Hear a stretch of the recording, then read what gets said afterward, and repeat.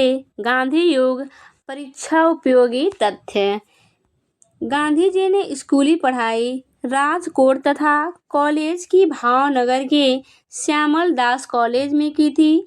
पिता करमचंद गांधी राजकोट के दीवान थे। गांधी जी 1888 में वकालत पढ़ने इंग्लैंड गए और 1891 में पढ़ाई पूरी कर भारत लौटे। 1893 ईस्वी में दादा अब्दुल्ला के बुलावे पर एक मुकदमे के सिलसिले में वे दक्षिण अफ्रीका गए, जहां उन्हें रंगभेद का सामना करना पड़ा। ट्रेन से डरबन से प्रिटोरिया जाते समय पीटर मरित्सबर्ग रेलवे स्टेशन पर उन्हें जबरन ट्रेन से नीचे धक्का मारकर उतार दिया गया। 1894 में इन्होंने नटाल कांग्रेस की स्थापना की। गांधी जी ने सत्याग्रह का पहला प्रयोग 1906 में दक्षिण अफ्रीका में किया था।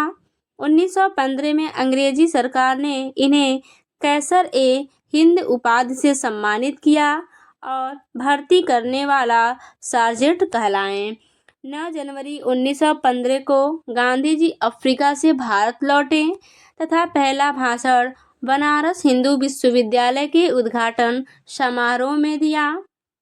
1916 में गांधी जी ने अहमदाबाद में साबरमती आश्रम की स्थापना की। गांधी जी ने भारत में सत्याग्रह का पहला प्रयोग 1917 में बिहार में चंपारण में किया, जो नील के खेती के 3 कठिया प्रणाली के विरोध में था। 3 कठिया पद्धति के तहत 320 भाग पर नील की खेती करना अनिवार्य बनाया गया था। राजकुमार शुक्ल के आग्रह पर चंपारण आए थे। चंपारण सत्याग्रह के दौरान ही रविंद्रनाथ टैगोर ने इन्हें महात्मा की उपाधि दी थी। गांधी जी पहली बार भूख हड़ताल अहमदाबाद मिल मजदूर आंदोलन के समय 1918 में किया। 1918 में गुजरात में खेड़ा सत्याग्रह के दौरान सरदार वल्लभ भाई पटेल गांधी जी से जुड़े थे। 18 मार्च 1919 को रॉलेट एक्ट काला कानून पारित हुआ, जिसके विरोध के लिए गांधी जी ने सत्याग्रह लीग बनाई और 6 अप्रैल 1919 को देश ने राष्ट्रीय अपमान दिवस मनाया। इसके बाद देखेंगे जालियांवाला बाग कांड। 13 अप्रैल 1919 ईस्वी के विरोध में गांधी जी ने 1920 में कैसर-ए-हिंद की उपाधि लौटा दी। 31 अगस्त 1920 को महात्मा गांधी खिलाफत कमेटी के अध्यक्ष बनाए गए। महात्मा गांधी ने 1 अगस्त 1920 को असहयोग आंदोलन शुरू किया तथा पहली बार भारतीय राष्ट्रीय आंदोलन में चरखा को अपनाया गया। अब देखेंगे नेक्स्ट स्लाइड पे देखेंगे महात्मा गांधी पूर्व परिचय। महात्मा गांधी जी का पूरा नाम मोहनचंद्र करमचंद गांधी था। इनका जन्म 2 अक्टूबर 1869 ईस्वी में हुआ। स्थान पोरबंदर के कठियावाड़ गुजरात में हुआ। इसके बाद देखेंगे पिता का नाम करमचंद गांधी या काबा गांधी था। माता का नाम पुतलीबाई था। पत्नी का नाम कस्तूरबा गांधी था और गांधी जी के पुत्र का नाम था हरिलाल, मणिलाल, रामदास एवं देवदास। गांधी जी के शिष्या का नाम था मीराबेन। इनकी आत्मकथा है सत्य के साथ मेरे प्रयोग। इनकी मृत्यु 30 जनवरी 1948 को। अहिंसा दिवस 2 अक्टूबर। जन्म तिथि। शहीद दिवस 30 जनवरी। पुण्यतिथि गांधी जी का समाधि स्थल राजघाट में और राजनैतिक गुरु गांधी जी के गोपाल कृष्ण गोखले थे। दार्शनिक गुरु लियो टॉलस्टॉय थे। इसके बाद देखेंगे वकालत पढ़ने इंग्लैंड गए। 1888 से 91 ईस्वी में। दक्षिण अफ्रीका प्रवास 1893 ईस्वी में। भारत आगमन 9 जनवरी 1915 ईस्वी में। प्रवासी भारतीय दिवस 9 जनवरी को। सत्याग्रह का प्रथम प्रयोग अफ्रीका 1906 ईस्वी में। भारत के प्रथम सत्याग्रह चंपारण 1917 में जो गांधी जी के द्वारा चलाया गया था, और प्रथम जन आंदोलन असहयोग आंदोलन, प्रथम किसान आंदोलन चंपारण सत्याग्रह, प्रथम भूख हड़ताल अहमदाबाद मिल मजदूर आंदोलन 1918 में 3 दिन का। अब देखेंगे महात्मा की उपाधि रविंद्रनाथ टैगोर के द्वारा दिया गया, और बापू का उपाधि जवाहरलाल नेहरू जी के द्वारा दिया गया, और राष्ट्रपिता की उपाधि सुभाष चंद्र बोस के द्वारा, और अर्धनग्न फकीर कहा विंस्टन चर्चिल ने। फिनिक्स आश्रम की स्थापना 1904 ईस्वी में दक्षिण अफ्रीका के डरबन में। इसके बाद देखेंगे टाल स्टाय फर्म की स्थापना 1910 में दक्षिण अफ्रीका में जोहान्सबर्ग में। साबरमती आश्रम की स्थापना 1916 में। प्रमुख पुस्तक हिंद स्वराज गुजराती 1909, सत्य के साथ मेरे प्रयोग, माई एक्सपेरिमेंट विद ट्रूथ, मेरे सपनों का भारत। प्रमुख समाचार पत्र यंग इंडिका 1919 में। इंडियन ओपिनियन द दक्षिण अफ्रीका 1903 में। नवजीवन गुजराती में 1925 ईस्वी में। द ग्रीन पैम्पलेट राजकोटा में। हरिजन 1933 में। टाइम पत्रिका द्वारा महात्मा गांधी को मैन ऑफ द ईयर घोषित किया गया 1930 ईस्वी में। अब देखेंगे नेक्स्ट स्लाइड पे 5 नवंबर 1920 को ऑल इंडिया कांग्रेस समिति के अधिवेशन में गांधी जी ने 1 वर्ष में स्वराज प्राप्त करने का नारा दिया था। गांधी जी के अनुसार असहयोग आंदोलन हिमालय जैसी बहुत भारी गलती थी। 5 फरवरी 1922 को आंदोलनकारियों ने गोरखपुर जिले के चौरी चौरा थाना को जला दिया, जिसमें 22 सिपाहियों की मौत हो गई। घटना से आहत होकर 12 फरवरी 1922 को गांधी जी ने असहयोग आंदोलन स्थगित किया। चौरी चौरा घटना के समय वे बारदौली में थे। 1924 के एकमात्र बेलगांव अधिवेशन कर्नाटक में वे कांग्रेस के अध्यक्ष बने। गांधी जी की आत्मकथा सत्य के साथ मेरे प्रयोग का प्रथम प्रकाशन नवजीवन में हुआ। गांधी जी ने 12 मार्च 1930 को 78 अनुयायियों के साथ साबरमती से दांडी यात्रा आरंभ कर 6 अप्रैल 1930 को 328 किमी यात्रा कर दांडी जिला नौसारी में नमक कानून तोड़ा तथा सविनय अवज्ञा आंदोलन की शुरुआत की। गांधी इरविन समझौता 5 मार्च 1931 को हुआ। इसे दिल्ली फैक्ट भी कहा जाता है। इसके बाद 7 अप्रैल 1934 को गांधी जी ने सविनय अवज्ञा आंदोलन को समाप्त कर दिया।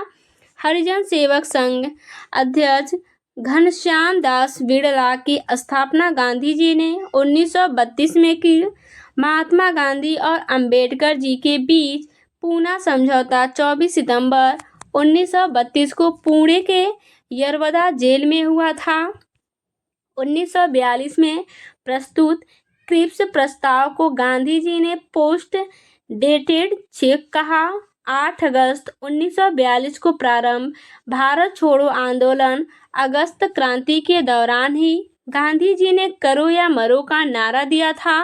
9 अगस्त 1942 को गांधी जी को गिरफ्तार कर पूना के आगा खां पैलेस में रखा गया। 1931 में लंदन में हुए द्वितीय गोलमेज सम्मेलन में गांधी जी ने कांग्रेस का नेतृत्व किया था। द्वितीय गोलमेज सम्मेलन में गांधी जी SS राजपुताना नामक जहाज से इंग्लैंड पहुंचे थे। 1934 में गांधी जी ने कांग्रेस से त्यागपत्र दिया। 15 अगस्त 1947 को स्वतंत्रता मिलने के समय गांधी जी कोलकाता के नोआखली में थे। नाथूराम गोडसे ने गांधी जी की हत्या 30 जनवरी 1948 को बिड़तना भवन दिल्ली में की। अब देखेंगे भारत के बाघ या टाइगर रिजर्व। वीरांगना दुर्गावती टाइगर रिजर्व 54वां मध्य प्रदेश में। कान्हा बांधवगढ़ पन्ना मध्य प्रदेश में। इंदिरा प्रियदर्शनी पेंच रिजर्व मध्य प्रदेश। सतपुड़ा संजय दुबरी मध्य प्रदेश। मानस नामेरी काजीरंगा उरांग असम में। इसके बाद देखेंगे नामदफा पक्के कामलंग अरुणाचल प्रदेश। नागार्जुन सागर श्रीशैलम आंध्र प्रदेश। वाल्मीकि बिहार में। इंद्रावती अचन कमार छत्तीसगढ़ में। उदंती सीता नदी छत्तीसगढ़ में। पलामू झारखंड में। इसका देखेंगे दम्पा मिजोरम में। अब देखेंगे रणथंभौर सरिस्का मुकुंदरा हिल्स राजस्थान में। रामगढ़ विषधारी 52वां राजस्थान में। बांदीपुर भद्रा नागरहोल कर्नाटक में। इसके बाद डांडेली या काली टाइगर रिजर्व कर्नाटक में। वीलिगिरी रंगनाथ टाइगर रिजर्व कर्नाटक में। पेरियार परम्बिकुलम केरल में। इसके बाद देखेंगे मेलघाट पेंच सह्याद्री बोर महाराष्ट्र में। तड़ोबा अंधेरी नावेगांव नागजीरा महाराष्ट्र में। दुधवा पीलीभीत उत्तर प्रदेश में। रानीपुर टाइगर रिजर्व 53वां उत्तर प्रदेश में। जिम कॉर्बेट पहला राजाजी उत्तराखंड में। सुंदरबन बुक्सा पश्चिम बंगाल। कावर अमराबाद तेलंगाना में। इसके बाद देखेंगे सिमलीपाल सतकोसिया ओडिशा में। कालकंड मुंदनथुरई अन्नामलाई तमिलनाडु में। मधुमलाई सत्यमंगलम तमिलनाडु में। श्रीविल्लीपुथूर मेघामलाई 91वां तमिलनाडु में। अब देखेंगे महत्वपूर्ण परीक्षा उपयोगी तथ्य। बाघों की सर्वाधिक संख्या मध्य प्रदेश में है। भारत के 18 राज्यों में बाघ पाए जाते हैं। बाघ का वैज्ञानिक नाम पैंथेरा टाइग्रिस है। अंतर्राष्ट्रीय बाघ दिवस 29 जुलाई को मनाया जाता है। भारत में कुल टाइगर रिजर्व की संख्या 54 है। भारत का पहला बाघ रिजर्व जिम कॉर्बेट है, जिसे 1 अप्रैल 1973 को टाइगर रिजर्व घोषित किया गया था। इसके बाद देखेंगे क्षेत्रफल में सबसे बड़ा टाइगर रिजर्व आंध्र प्रदेश का नागार्जुन सागर श्रीशैलम है। क्षेत्रफल में सबसे छोटा टाइगर रिजर्व महाराष्ट्र का बोर टाइगर रिजर्व है। बाघों की संख्या के अनुसार उत्तराखंड का जिम कॉर्बेट रिजर्व सबसे बड़ा है। कैलाश सांखला को टाइगर मैन ऑफ इंडिया कहा जाता है। इसके बाद देखेंगे नेक्स्ट जनगणना 2011 के अनुसार भारत में पहली जनगणना की शुरुआत 1872 में लॉर्ड मेयो के कार्यकाल में हुआ। देश में नियमित जनगणना की शुरुआत 1881 में लॉर्ड रिपन के कार्यकाल में हुआ। इसके बाद देखेंगे स्वतंत्र भारत की पहली जनगणना 1951 में हुआ। जनगणना का महान विभाजक वर्ष 1921 में। जनगणना का लघु विभाजक वर्ष 1951 में। जनगणना से संबंधित अनुच्छेद 246 है। जनगणना विषय है 7वीं सूची के संघ सूची। इसके बाद देखेंगे जनगणना की अवधि प्रत्येक 10 वर्ष पर की जाती है। जनसंख्या का अध्ययन डेमोग्राफी या जनांकीकी। इसके बाद देखेंगे 2011 की जनगणना का क्रम देश की 15वीं तथा स्वतंत्र भारत की 7वीं। 2011 की जनगणना का आदर्श वाक्य हमारी जनगणना हमारा भविष्य। कुल प्रश्न 29। जनगणना का शुभंकर प्रगणक शिक्षिका। प्रथम जनगणना कमिश्नर W प्लांडे। इसके बाद देखेंगे स्वतंत्र भारत के प्रथम जनगणना आयुक्त RA गोपालास्वामी 1949 से 53। 2011 के जनगणना आयुक्त श्री चंद्रमौली। पहली बार जात आधारित जनगणना 1931 में। विश्व जनसंख्या दिवस कब मनाया जाता है? तो 11 जुलाई को। कुल जनसंख्या कितनी है? तो देखेंगे 121.08 करोड़, यानी कुल जनसंख्या है 121.08 करोड़। अब देखेंगे भारत में विश्व जनसंख्या का भाग कितना है, तो 17.5%। पुरुष जनसंख्या कितना है, तो 62.32 करोड़, और ब्रैकेट्स में देखेंगे 51.47%। इसके बाद देखेंगे महिला जनसंख्या कितना है, तो 58.75 करोड़, ब्रैकेट्स में 48.53%। अब देखेंगे दशकीय या वर्षीय वृद्धि दर, तो 17.7% व 1.64%। अब देखेंगे कुल साक्षरता दर, तो 73%। पुरुष साक्षरता दर कितना है, तो 80.9%। महिला साक्षरता दर 64.6%। लिंगानुपात 943 महिलाओं पर 1000 पुरुष। शिशु लिंगानुपात 0 से 6 वर्ष 919। जनसंख्या घनत्व 382 व्यक्ति वर्ग किमी। सर्वाधिक लिंगानुपात केरल 1084। न्यूनतम लिंगानुपात हरियाणा का 889। सर्वाधिक केंद्रशासित लिंगानुपात पुदुचेरी।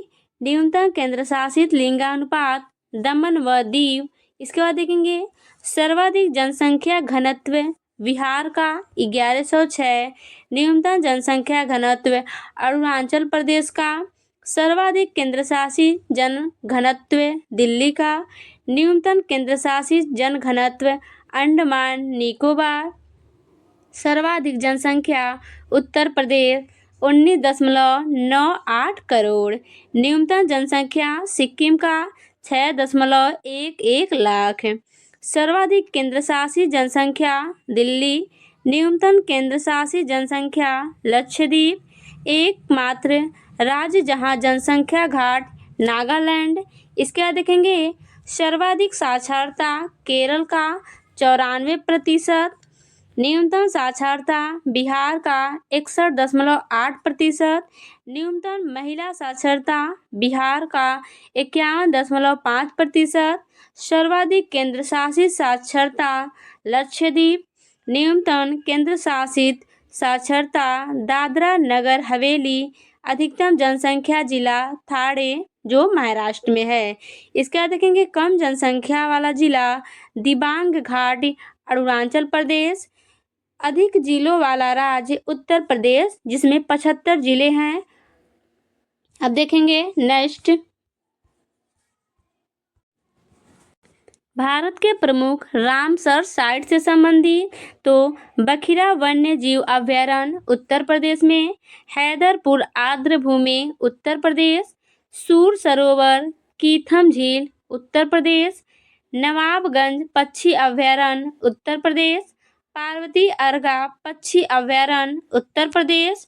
समन पक्षी अभयारण्य उत्तर प्रदेश। समसपुर पक्षी अभयारण्य उत्तर प्रदेश।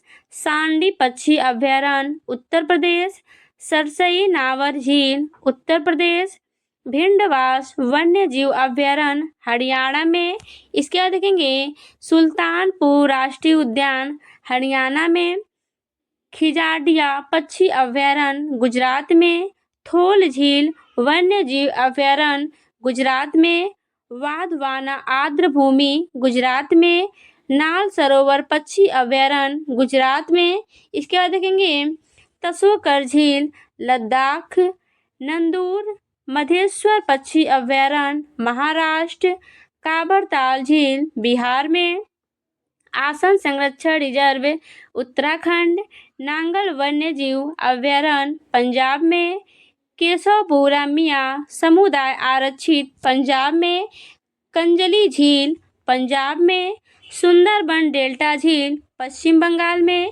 रुद्रसागर झील त्रिपुरा में। सुरिंगसर और मानसर झील जम्मू कश्मीर में। Hokera wetland Jammu Kashmir. Renuka wetland Himachal Pradesh. चंदेरटल wetland Himachal Pradesh.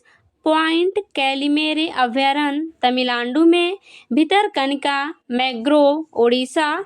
इसके बाद देखेंगे भोज वेटलैंड मध्य प्रदेश। वेम्बनाड कोल आर्द्रभूमि केरल में। इसके बाद देखेंगे सस्थम कुक्टट्टा झील अष्टमुडी झील केरल में। दीपोरबील असम में। इसके बाद देखेंगे महत्वपूर्ण परीक्षा उपयोगी तथ्य। भारत में कुल 80 रामसर साइट हैं तथा 80वां मगधी केरे संरक्षण रिजर्व कर्नाटक है। सर्वाधिक रामसर साइट तमिलनाडु में 16 है। इसके बाद देखेंगे सर्वाधिक आर्द्र भूमि वाला क्षेत्र गुजरात है। भारत का सबसे बड़ा आर्द्र भूमि सुंदरबन है। विश्व आर्द्र भूमि दिवस 2 फरवरी को मनाया जाता है। आर्द्र भूमि संरक्षण हेतु प्रथम सम्मेलन ईरान के शहर रामसर में 1971 में हुआ था। भारत रामसर कन्वेंशन में 1 फरवरी 1982 को शामिल हुआ। सबसे ज़्यादा आर्द्र भूमि वाला देश यूके है। रामसर सूची में शामिल होने वाला पहला स्थल कोबोर्ग प्रायद्वीप ऑस्ट्रेलिया में। भारतीय अंतरिक्ष केंद्र या प्रक्षेपण यान इसरो। इसमें देखेंगे इसरो से संबंधित इसरो भारतीय अंतरिक्ष अनुसंधान संगठन। इसकी स्थापना 15 अगस्त 1969 को हुआ। यानी इसरो की स्थापना 15 अगस्त 1969 को हुआ। मुख्यालय इसका बेंगलोर में है। प्रथम अध्यक्ष विक्रम साराभाई हैं। विक्रम साराभाई को भारतीय अंतरिक्ष कार्यक्रम का जनक यानी पिता कहा जाता है।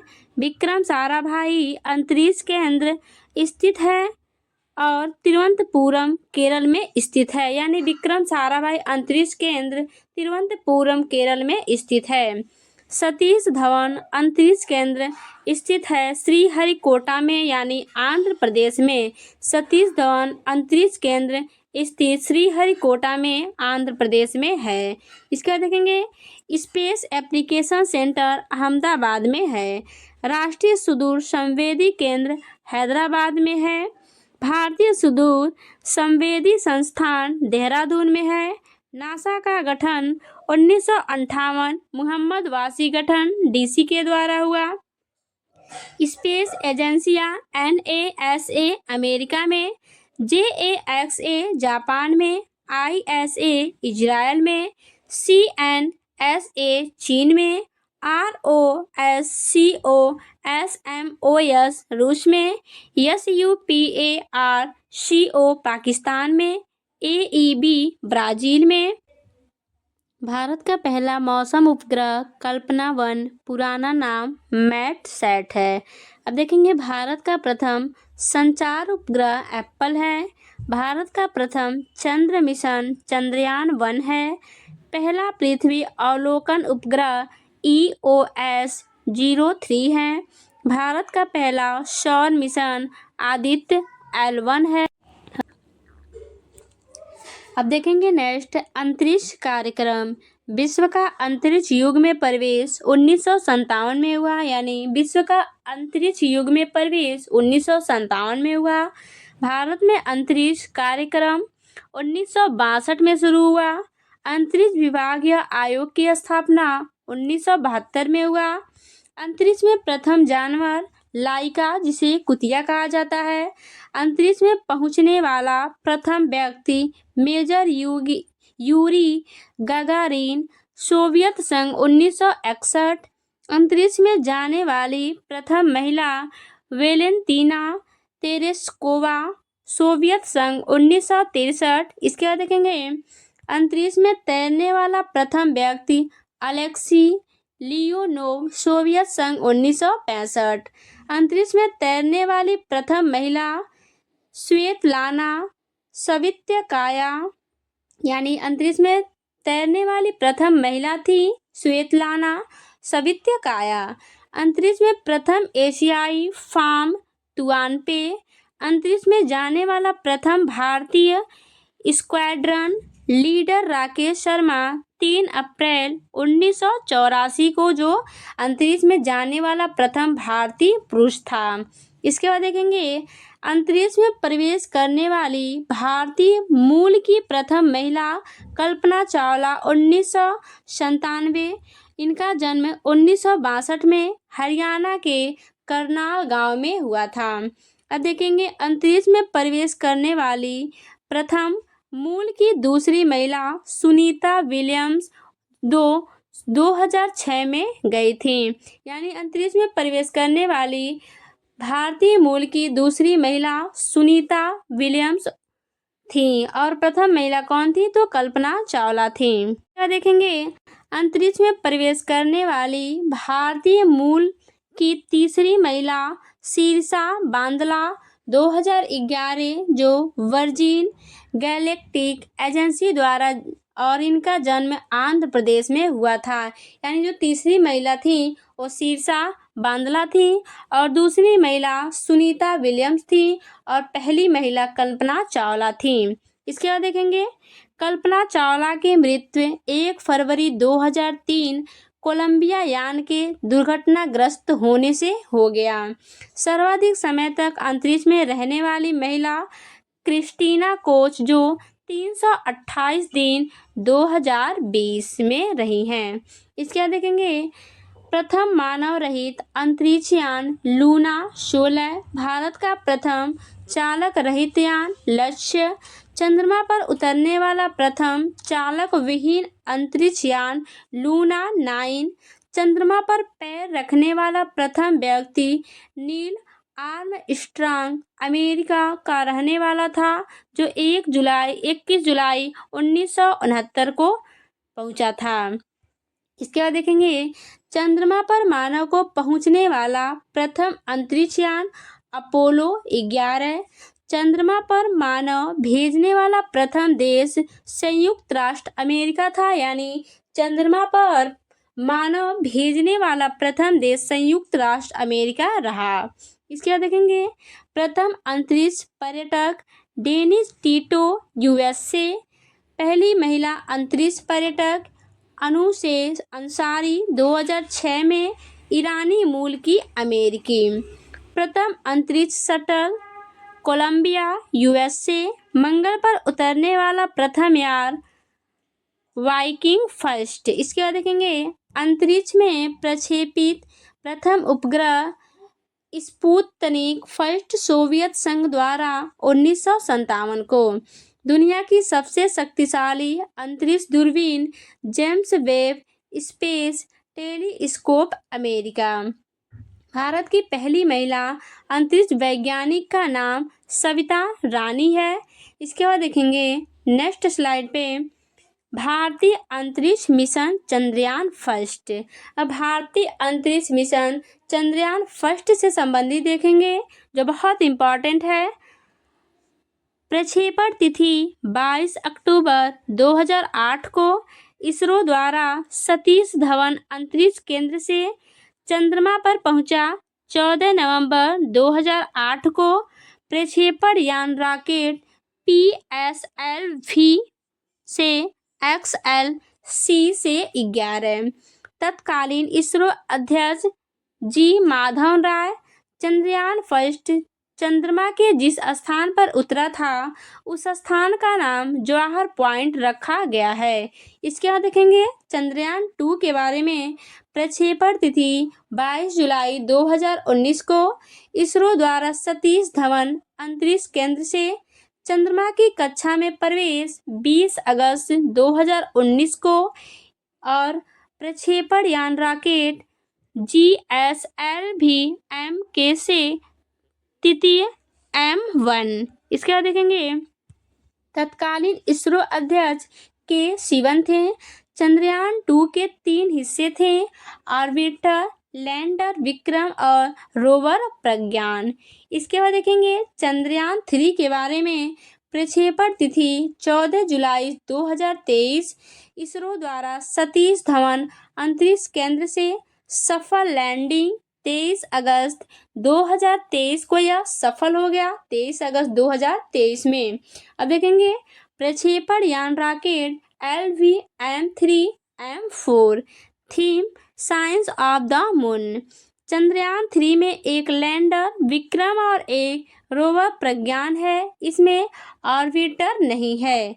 लैंडर विक्रम चंद्रमा के जिस स्थान पर उतरा है उसे शिव शक्ति बिंदु नाम दिया गया है। इसरो के अध्यक्ष एस सोमनाथ हैं। परियोजना के निदेशक पी वीर मुथुवेल जी हैं। इसके बाद देखेंगे भारत चंद्रमा के दक्षिणी ध्रुव पर उतरने वाला पहला व चंद्रमा पर उतरने वाला चौथा देश है। इसके बाद देखेंगे मिशन आदित्य L1 भारत का पहला सौर मिशन है जो इसरो द्वारा श्रीहरिकोटा से 2 सितंबर 2023 को PSLV से C-57 रॉकेट से लॉन्च होने के 127 दिन बाद 6 जनवरी 2024 को यानी 6 जनवरी 2024 को L1 बिंदु पर पहुंचा। Li का अर्थ है लैग्रेंज पॉइंट 1 L1 का अर्थ है लैग्रेंज पॉइंट 1। L1 और पृथ्वी की दूरी 1.5 मिलियन किमी है। इसके बाद देखेंगे इसरो के अध्यक्ष एस सोमनाथ हैं। प्रथम वैज्ञानिक डॉक्टर शंकर सुब्रमण्यम हैं। इसके बाद देखेंगे मार्स ऑर्बिटर मिशन मॉम। इसमें देखेंगे मंगल के लिए भारत का पहला मिशन है। प्रक्षेपण तिथि 5 नवंबर 2013 को इसरो द्वारा सतीश धवन अंतरिक्ष केंद्र से प्रक्षेपण यान PSLV XL C-25 तत्कालीन इसरो के प्रमुख के राधा कृष्णन हैं। इसके बाद देखेंगे पर्यावरण में देखेंगे पृथ्वी पर पाए जाने वाले भूमि, जल, वायु, पेड़ पौधे एवं जीव जंतुओं का समूह जो हमारे चारों ओर है पर्यावरण कहलाता है। इसके बाद देखेंगे प्रथम अंतरिक्ष पर्यावरण सम्मेलन हुआ था 5 जून 1972 को स्टॉकहोम में यानी प्रथम अंतर्राष्ट्रीय पर्यावरण सम्मेलन 5 जून 1972 को स्टॉकहोम में हुआ था। प्रथम विश्व पर्यावरण दिवस 1973 में विश्व पर्यावरण दिवस 5 जून को मनाया जाता है। ओजोन परत के संरक्षण से संबंधित मॉन्ट्रियल सम्मेलन हुआ था 16 सितंबर 1987 को। विश्व ओजोन संरक्षण दिवस 16 सितंबर को मनाया जाता है। मॉन्ट्रियल है कनाडा का एक शहर यानी मॉन्ट्रियल कनाडा का एक शहर है। इसके बाद देखेंगे ओजोन की मात्रा में कमी का मुख्य कारण है क्लोरोफ्लोरोकार्बन CFS जिसे कहा जाता है यानी क्लोरोफ्लोरोकार्बन ओजोन परत को नष्ट करता है। क्लोरोफ्लोरोकार्बन यानी क्लोरोफ्लोरोकार्बन ओजोन परत को नष्ट करता है। प्रथम पृथ्वी सम्मेलन आयोजित हुआ था 1992 में ब्राजील के रियो डी जेनेरिया में। इसके बाद देखेंगे पृथ्वी दिवस मनाया जाता है 22 अप्रैल को यानी पृथ्वी दिवस 22 अप्रैल को मनाया जाता है। क्योटो यानी जापान सम्मेलन हुआ 1997 में। क्योटो प्रोटोकॉल प्रभावी हुआ 2005 में। क्योटो सम्मेलन संबंधित है वातावरण में कार्बन डाइऑक्साइड उत्सर्जन में वृद्धि से। विश्व का गर्म होना या पृथ्वी की औसत तापमान बढ़ना कहलाता है ग्लोबल वार्मिंग। पृथ्वी का औसत तापमान है 14 डिग्री सेल्सियस। ग्लोबल वार्मिंग को प्रभावित करने वाला मुख्य कारक है कार्बन डाइऑक्साइड। वायुमंडल की वार्षिक तापमान वृद्धि कहलाता है हरित गृह प्रभाव ग्रीन हाउस इफेक्ट जिसे कहते हैं यानी वायुमंडल की वार्षिक तापमान वृद्धि हरित गृह प्रभाव कहलाता है जिसे ग्रीन हाउस इफेक्ट के नाम से जानते हैं। ग्रीन हाउस गैस हैं जलवाष्प, carbon dioxide, methane, nitrous oxide. हरित गृह प्रभाव हेतु सर्वाधिक उत्तरदायी गैस हैं कार्बन डाइऑक्साइड यानी CO2। सर्वप्रथम ग्रीन हाउस गैसों की संकल्पना की थी जोसेफ फोरियर ने 1824 में। पर्यावरण एवं वन्य मंत्रालय का गठन 1985 में हुआ, यानी पर्यावरण एवं वन्य मंत्रालय का गठन 1985 में हुआ। भारत सरकार ने पर्यावरण संरक्षण अधिनियम लागू किया था 1986 में। विश्व पर्यावरण संरक्षण दिवस 26 नवंबर को मनाया जाता है। पर्यावरण संरक्षण के लिए काम करने वाली अंतर्राष्ट्रीय एजेंसी है ग्रीन पीस एम्स्टर्डम। इसके बाद देखेंगे राष्ट्रीय पर्यावरण अनुसंधान केंद्र नागपुर में है। राष्ट्रीय वन नीति लाया गया 1988 में। राष्ट्रीय जल नीति की घोषणा 2002 में की गई। राष्ट्रीय पर्यावरण नीति की घोषणा 2004 में की गई।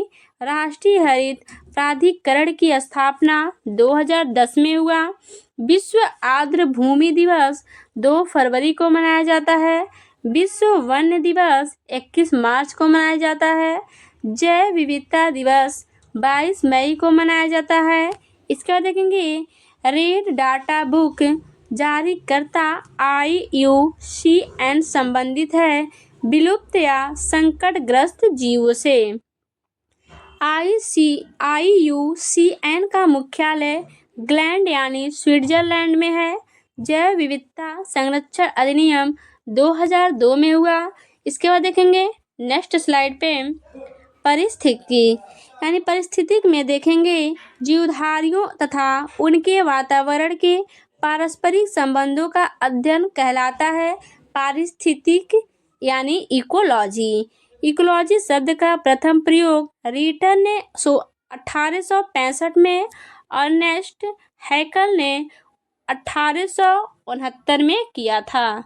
इसके बाद देखेंगे सर्वाधिक अस्थायी पारिस्थितिक है महासागर। रचना एवं कार्य की दृष्टि से विभिन्न जीवों और वातावरण की मिली-जुली इकाई कहलाता है पारिस्थितिकी तंत्र यानी इकोसिस्टम। पारिस्थितिकी तंत्र या पारितंत्र शब्द का सर्वप्रथम प्रयोग किया A.G. टांसले ने 1935 में। इसका देखेंगे पारितंत्र में ऊर्जा का स्रोत है सूर्य का प्रकाश। पर्यावरण की कार्यात्मक इकाई है पारितंत्र। पारिस्थितिकी तंत्र को 2 घटकों का बना होता है, यानी पारिस्थितिकी तंत्र जो है वो 2 घटकों का बना होता है, जैविक घटक और अजैविक घटक। जैविक घटक को 3 भागों में विभक्त किया गया है उत्पादक, उपभोक्ता, उपघटक। यानी जैविक घटक को 3 भागों में विभक्त किया गया है। पहला है उत्पादक, दूसरा है उपभोक्ता और तीसरा है अपघटक। इसके बाद देखेंगे उत्पादक द्वारा उत्पादित खाद्य पदार्थों का उपयोग करने वाले घटक कहलाते हैं उपभोक्ता। उपभोक्ता 3 प्रकार के होते हैं प्राथमिक उपभोक्ता, द्वितीयक एवं तृतीयक उपभोक्ता। वे जीव जो हरे पौधे को खाते हैं वे कहलाते हैं प्राथमिक उपभोक्ता। जैसे में आ जाएगा बकरी, गाय, भैंस। यानी वे जीव जो हरे पौधे खाते हैं उन्हें प्राथमिक उपभोक्ता कहते हैं, जैसे बकरी, गाय, भैंस etc। प्राथमिक उपभोक्ताओं को भोजन के रूप में प्रयुक्त करने वाले जीव कहलाते हैं द्वितीयक उपभोक्ता, जिसमें आ जाएगा भेड़िया, मोर, लोमड़ी। इसके बाद देखेंगे द्वितीयक उपभोक्ताओं को भोजन के रूप में इस्तेमाल करने वाले जीव कहलाते हैं तृतीयक उपभोक्ता, जिसमें आ जाएगा बाघ, शेर, चीता। इसके बाद देखेंगे अजैविक घटक को 2 भागों में विभक्त किया गया है कार्बनिक एवं अकार्बनिक। कार्बनिक अजैविक घटक हैं कार्बोहाइड्रेट, प्रोटीन एवं वसा। अकार्बनिक अजैविक घटक हैं मृदा, जल, वायु, खनिज। अपघटक होते हैं कवक एवं जीवाणु। सफाई कर्मचारी कहलाते हैं अपघटक, यानी सफाई कर्मचारी अपघटक कहलाते हैं और कवक एवं जीवाणु अपघटक होते हैं। इसके बाद देखेंगे एक जीव द्वारा दूसरे को खाए जाने पर पोषक तत्वों एवं ऊर्जा का रूपांतरण कहलाता है खाद्य श्रृंखला। खाद्य श्रृंखला बनती है उत्पादकों, उपभोक्ताओं एवं अपघटकों से मिलकर। इसके बाद देखेंगे खाद्य श्रृंखला में प्राथमिक एवं द्वितीयक उपभोक्ता है मानव। किसी पारितंत्र के विभिन्न ऊर्जा स्तरों की कार्यात्मक भूमिका की तुलना करने हेतु प्रदर्शन किया जाता है ऊर्जा पिरामिड का। इसके बाद देखेंगे ऊर्जा पिरामिड सदैव होता है सीधा। सर्वाधिक जैव विविधता पाई जाती है उष्णकटिबंधीय वर्षावन में। पारिस्थितिकी विज्ञान केंद्र है बेंगलुरु में। देखेंगे नेक्स्ट भारत के पर्वत द्वीप मैदान मिट्टी जलवायु नदियां से संबंधित प्रश्न, तो जिसमें देखेंगे हिमालय अवसादित चट्टानों से बना है। हिमालय की लंबाई लगभग 2500 किमी है। हिमालय नवीन वलित पर्वत का निर्माण प्राचीन टेथिस सागर के निक्षेपों से हुआ है। उत्तर के पर्वतीय क्षेत्र को 4 समांतर पर्वत श्रेणियों में बांटा गया है।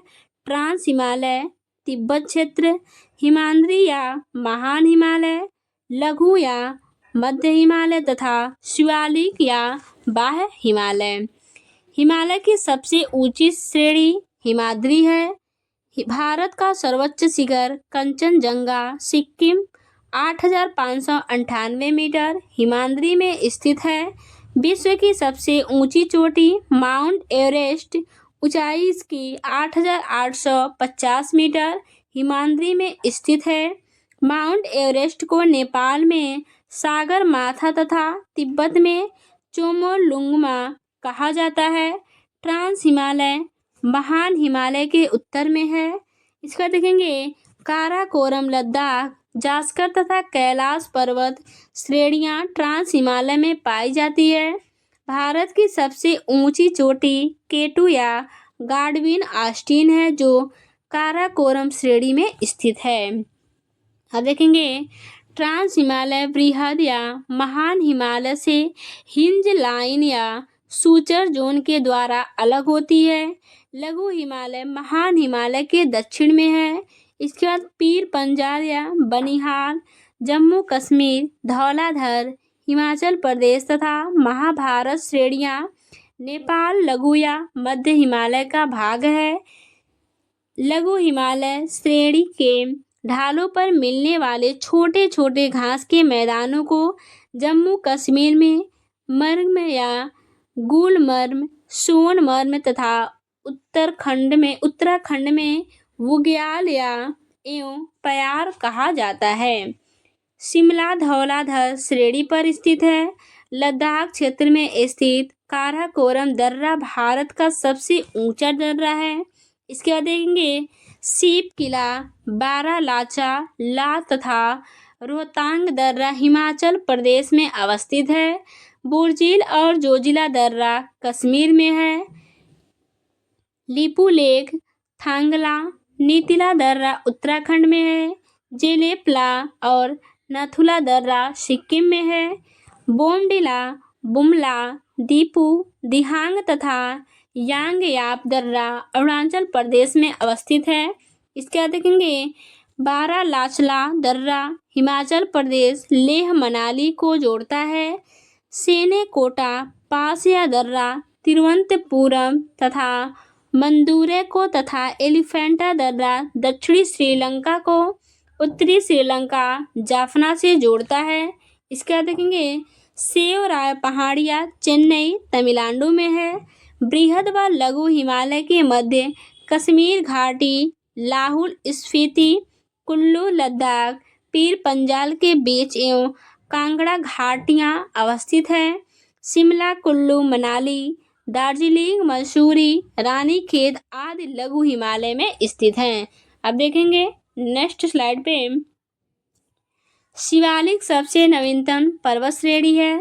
शिवालिक हिमालय का पाद प्रदेश श्रेणी का निर्माण सेनोजोइक काल से हुआ है जिसका निचला भाग तराई प्रदेश कहलाता है।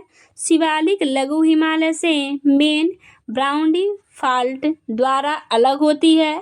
शिवालिक एवं लघु हिमालय के बीच कई घाटियां हैं जिन्हें पूर्व में द्वार हरिद्वार कोटद्वार तथा पश्चिम में दून यानी देहरादून कहा जाता है। भारत का सबसे प्राचीन पर्वत अरावली एक अवशिष्ट पर्वत है जिसकी सबसे ऊंची चोटी माउंट आबू पर स्थित गुरु शिखर है। अरावली की पहाड़ियाँ राजस्थान राज्य में है। अरावली के पूर्व से बनास नदी निकलती है। अरावली के पश्चिम से लूनी नदी निकलती है जो कच्छ के रण गुजरात में विलीन हो जाती है। पूर्वी घाट ओडिशा से तमिलनाडु तक फैली है। महेंद्रगिरी ओडिशा पूर्वी घाट का पर्वत है। पश्चिमी घाट अन्य नाम सह्याद्री एक भ्रंश पठारों कागार है। इसके बाद देखेंगे उत्तरी सह्याद्री की सर्वोच्च शिखर कालसुबाई तथा दक्षिणी सह्याद्री की कुद्रेन्द्र मुख है। इसके बाद देखेंगे नीलगिरी की पहाड़ियाँ तमिलनाडु पश्चिमी एवं पूर्वी घाट के मिलन स्थल पर स्थित है। नीलगिरी की सबसे ऊंची चोटी दोदा बेटा है। ऊंची ऊंट कमंड नीलगिरी में स्थित है। इसके बाद देखेंगे थाल घाट भोर घाट एवं पाल घाट दर्रे पश्चिमी घाट पर्वत में स्थित है। थाल घाट नासिक मुंबई, भोर घाट मुंबई पूना, पाल घाट को कोयम्बटूर कोची को जोड़ता है। गुजरात से गोवा तक का तटीय क्षेत्र कोंकण तट तथा मंगलूर से कन्याकुमारी तक का तटीय क्षेत्र मालाबार तट कहलाता है। भारत का पूर्वी समुद्री तट तमिलनाडु और आंध्र प्रदेश के तट कोरोमंडल तट कहलाता है। इसका देखेंगे कोडाई कनाल तमिलनाडु पानी पहाड़ी पर स्थित है। इसका देखेंगे दक्षिण भारत की ऊंची चोटी अन्नाई है। अन्नाई अन्नामलाई की पहाड़ी पर स्थित है। इसका देखेंगे कार्डेमोम यानी इलायची पहाड़ियाँ अन्नामलाई पहाड़ियों के दक्षिण में केरल में स्थित है। भारत में सबसे बड़ा पठार दक्कन का पठार है जो बेसाल्ट चट्टानों से बना है। दक्कन का पूर्वी भाग विदर्भ कहलाता है। धारवाड़ का पठार कर्नाटक राज्य में है। इसका देखेंगे माहिम तट तथा दक्कन पठार महाराष्ट्र में है। छोटा नागपुर पठार भारत का रूर कहलाता है जिसकी सबसे ऊंची पर्वत चोटी पार्श्वनाथ है। इसके देखेंगे मालवा पठार मध्य प्रदेश अरावली तथा दक्षिण में विंध्य श्रृंखलाओं से के मध्य स्थित है। गारो खासी और जैंतिया पहाड़ी मेघालय में है। अब देखेंगे नेक्स्ट स्लाइड पे नर्मदा एवं ताप्ती नदी के मध्य सतपुड़ा एक ब्लॉक पर्वत है जिसका सर्वोच्च शिखर धूपगढ़ है। अन्नापुर पर्वत शिखर नेपाल में स्थित है। महाबलेश्वर उत्तर सह्याद्री की दूसरी प्रमुख चोटी है जिसका उच्चतम बिंदु विल्सन पॉइंट है। इसके बाद देखेंगे खैबर दर्रा अफगानिस्तान और पाकिस्तान के बीच स्थित है। गिरनार की पहाड़ी गुजरात में अवस्थित है। मैकाल पर्वत छत्तीसगढ़ में है जिसका सर्वोच्च शिखर अमरकंटक है।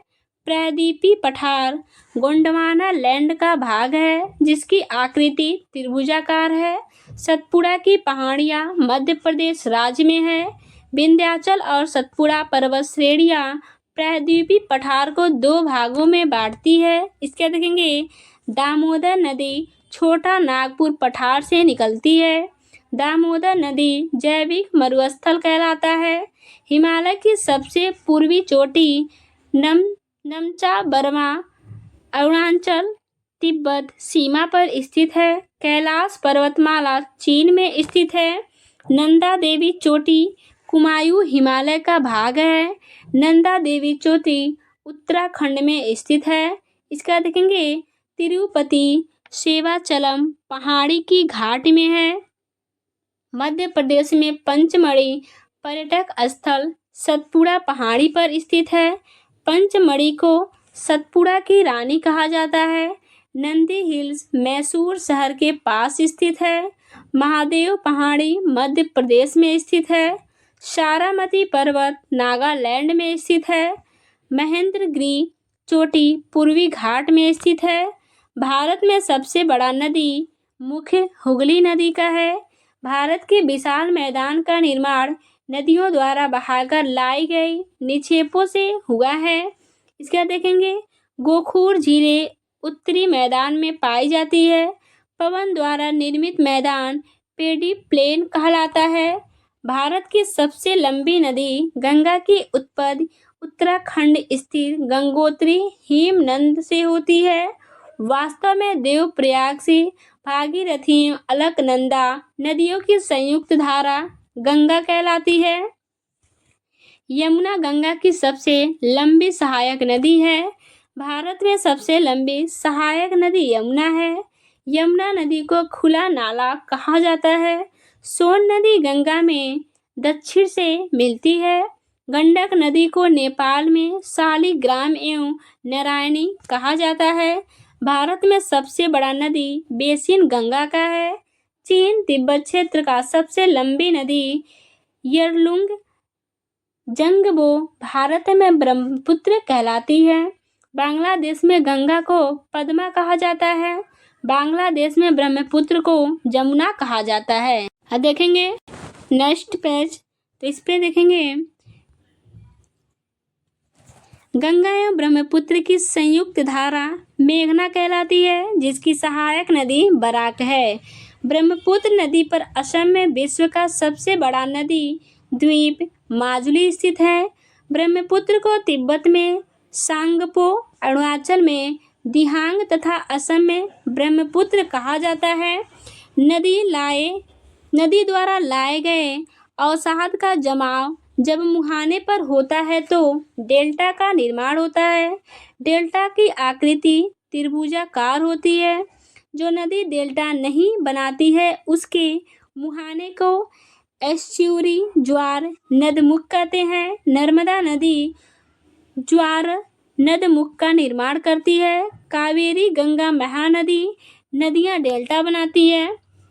इसके बाद देखेंगे नर्मदा और ताप्ती नदियां पश्चिम की ओर बहने वाली नदियां हैं जो डेल्टा नहीं बनाती हैं। नर्मदा नदी का उद्गम स्थल अमरकंटक है। नर्मदा अधिकांश मध्य प्रदेश में बहती है। नर्मदा को गुजरात की जीवन रेखा कहते हैं। सर्वाधिक सीधी बहने वाली नदी नर्मदा है। इसके बाद देखेंगे धुआंधार जलप्रपात जबलपुर मध्य प्रदेश सतपुड़ा पर्वत क्षेत्र में नर्मदा नदी पर स्थित है। गंगा ब्रह्मपुत्र नदियां भारत, पश्चिम बंगाल एवं बांग्लादेश में विश्व का सबसे बड़ा डेल्टा सुंदरवन मैंग्रोव वनस्पति क्षेत्र बनाती है। इसके बाद देखेंगे नदी द्वारा काट छाट की क्रिया अपरदन तथा जमा करने की क्रिया निक्षेपण कहलाता है। दक्षिण भारत की गंगा कावेरी नदी कहलाता है। कावेरी का उद्गम स्रोत ब्रह्मगिरी पहाड़ियाँ हैं। शिव समुद्रम प्रपात कर्नाटक के मांड्या जिले में कावेरी नदी पर स्थित है।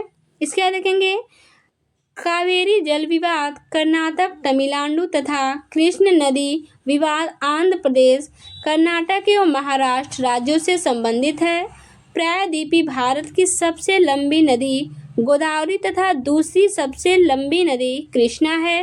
गोदावरी को वृद्ध गंगा या दक्षिण गंगा कहा जाता है, जिसका उद्गम स्थान नासिक महाराष्ट्र के त्रयंबक गांव की पहाड़ी है। इसके देंगे वैन गंगा पैन गंगा गोदावरी की सहायक नदी हैं। इसके क्षिप्रा नदी चंबल की सहायक नदी हैं। असम का शोक ब्रह्मपुत्र नदी कहलाती है। बिहार का शोक कोसी नदी कहलाती है, जो अपना मार्ग बदलने के लिए जानी जाती है। ब्रह्मपुत्र को लाल नदी के रूप में जाना जाता है।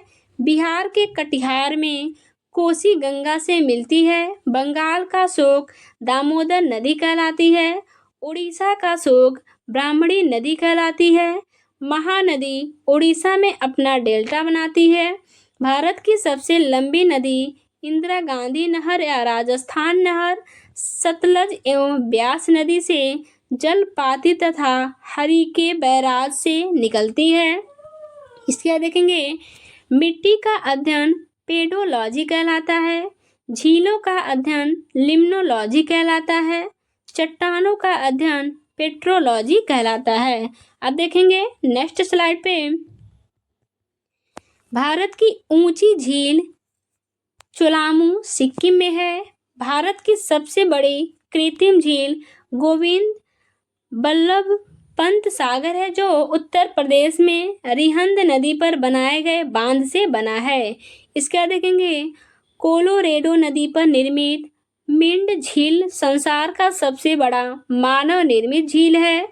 चिल्का ओडिशा में स्थित भारत की सबसे बड़ी लैगून एवं खारे पानी का झील है। पुलकिट एक लैगून झील है जो आंध्र प्रदेश तथा तमिलनाडु के सीमा पर अवस्थित है। इसके बाद हागेनकाल जलप्रपात कावेरी नदी पर है। भारत का सबसे ऊंचा जलप्रपात कुंचिकल है, 455 मीटर, वराहवी नदी पर कर्नाटक में है। अब देखेंगे सर्वाधिक उपजाऊ व सर्वाधिक मात्रा में पाई जाने वाली मिट्टी जलोढ़ दोमट मिट्टी है, जो गेहूं एवं धान के लिए अच्छी होती है। जलोढ़ मिट्टी में पोटाश, चूना एवं जैव पदार्थों की प्रचुरता तथा नाइट्रोजन, फास्फोरस एवं ह्यूमस की कमी पाई जाती है। इसके बाद देखेंगे पुरानी जलोढ़ मिट्टी को बांगर कहा जाता है, नवीन जलोढ़ मिट्टी को खादर कहा जाता है। काली मिट्टी को अन्य नाम रेगूर मिट्टी का निर्माण विशाल चट्टान के टूटने से हुआ है। मिट्टी का काला रंग टिटेनिफेरस, मैग्नाइट एवं जीवाश्म के उपस्थिति के कारण होता है। कपास की खेती के लिए काली मिट्टी उत्तम होती है। गेहूं, ज्वार, बाजरा भी उगाया जाता है। इसमें नमी धारण करने की क्षमता अधिक होती है। काली मिट्टी मुख्यतः महाराष्ट्र, मध्य प्रदेश, गुजरात, आंध्र प्रदेश, कर्नाटक में पाई जाती है। लाल मिट्टी का निर्माण कायांतरिक शैलों के विघटन एवं वियोजन से होता है। इसमें सिलिका एवं आयरन की बहुलता होती है। इसमें कपास, गेहूं, दालें व मोटे अनाज उगाया जाता है। लाल मिट्टी का रंग लौह ऑक्साइड की अधिकता के कारण होता है। यह मुख्यतः तमिलनाडु, आंध्र प्रदेश में पाई जाती है। लेटेराइट मिट्टी का निर्माण अधिक वर्षा वाले क्षेत्रों में शैलों के टूट फूट तथा जल के साथ चूना व सिलिका के निछालन से हुआ है। चाय की खेती के लिए लेटेराइट मिट्टी उत्तम होती है। इसमें आयरन एवं सिलिका होती है। भारत की जलवायु उष्णकटिबंधीय मानसूनी है। भारत में मानसून का आगमन जून के प्रथम सप्ताह में केरल में होता है। भारत में अधिकांश वर्षा दक्षिण पश्चिम मानसून से होती है, जिसका सर्वप्रथम आगमन केरल में जून के प्रथम सप्ताह में होता है। जाड़े के दिनों में तमिलनाडु के तटों या कोरोमंडल तट पर वर्षा लौटती हुई मानसून या उत्तरी पूर्वी मानसून के कारण होती है। भारत के पश्चिम समुद्री तट पर वर्षा दक्षिण पश्चिम मानसून से होती है।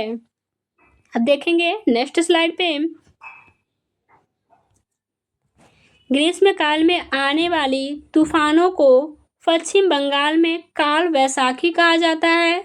गर्मी में असम एवं पश्चिम बंगाल में तीव्र आर्द्र हवाएं चलती है, जिसे नॉर्वेस्टर कहा जाता है। रबी की फसल अक्टूबर नवंबर में बोई जाती है तथा मार्च अप्रैल में काट ली जाती है।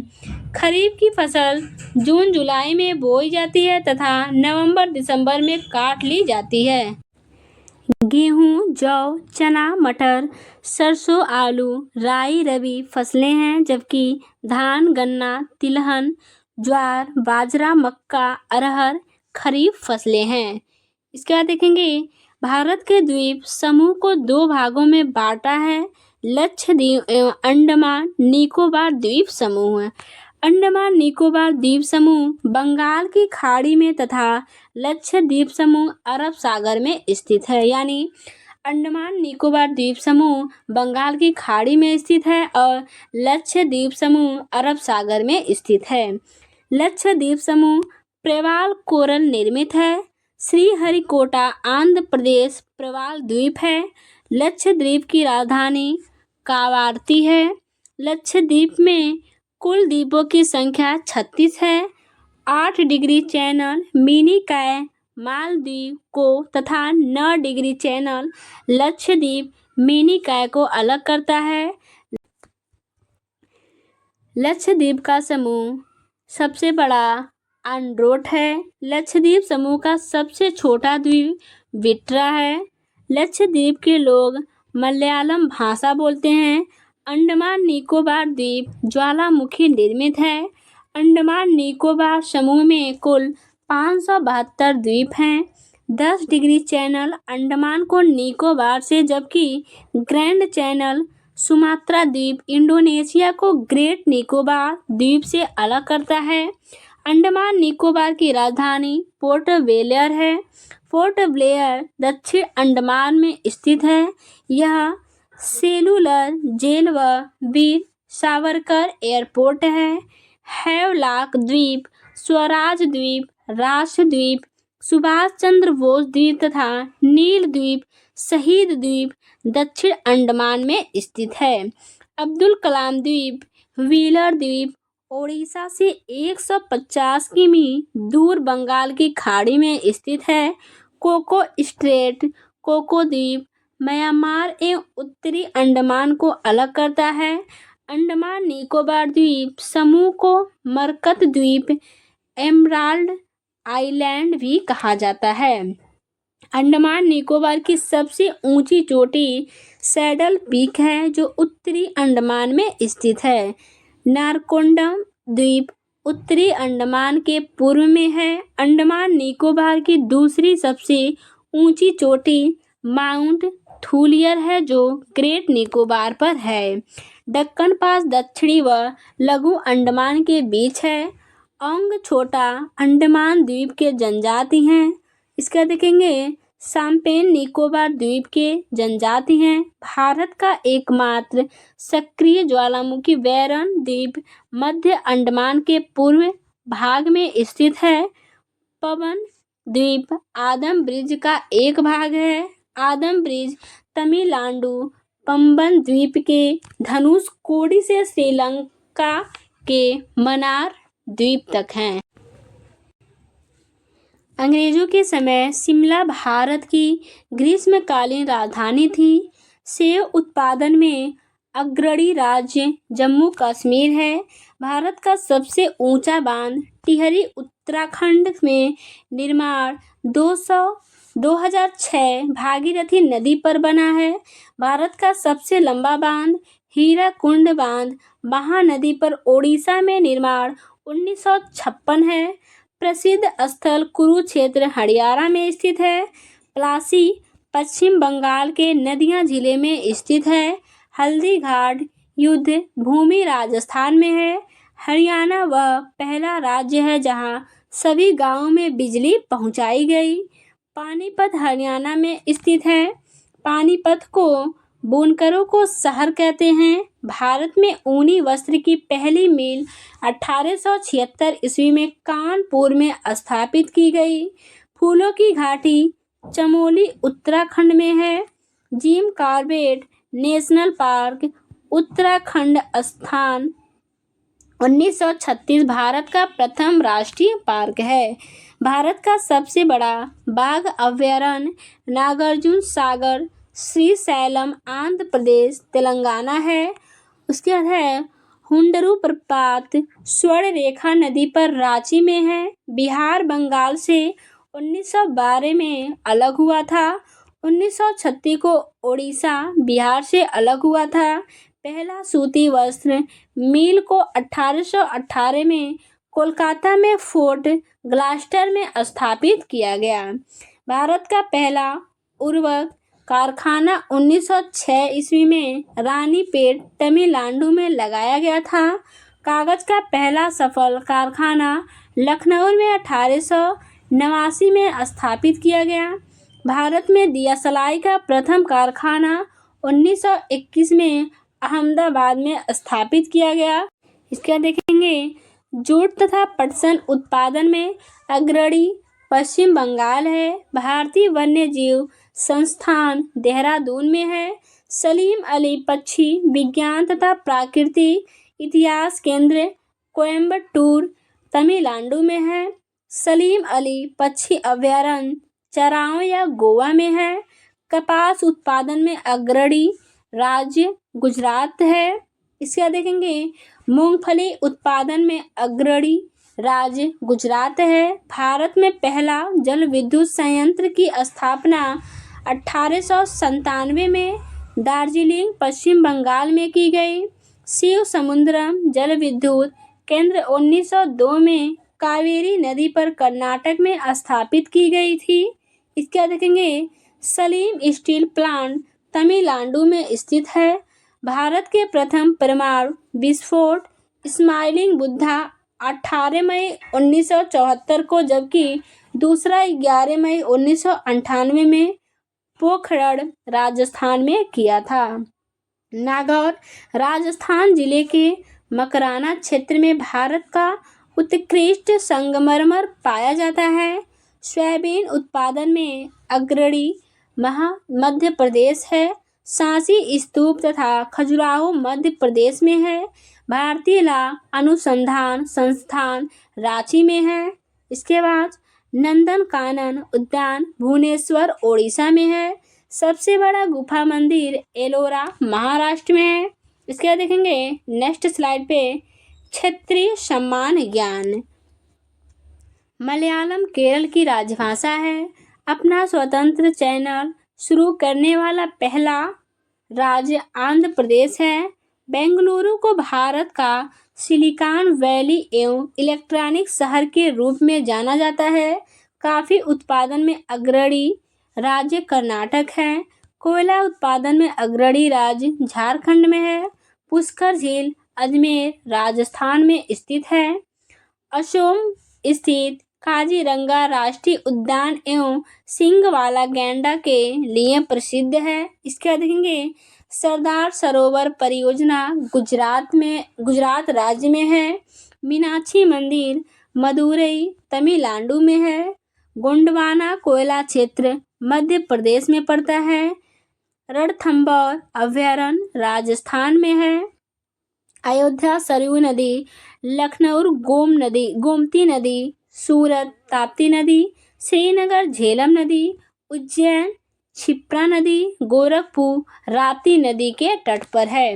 अब देखेंगे हैदराबाद मूसी नदी, विजयवाड़ा कृष्ण नदी यानी कृष्णा नदी, लुधियाना सतलज नदी के किनारे और लेह सिंधु नदी के किनारे, कटक महानदी के किनारे, कोटा चंबल नदी के तट पर स्थित है।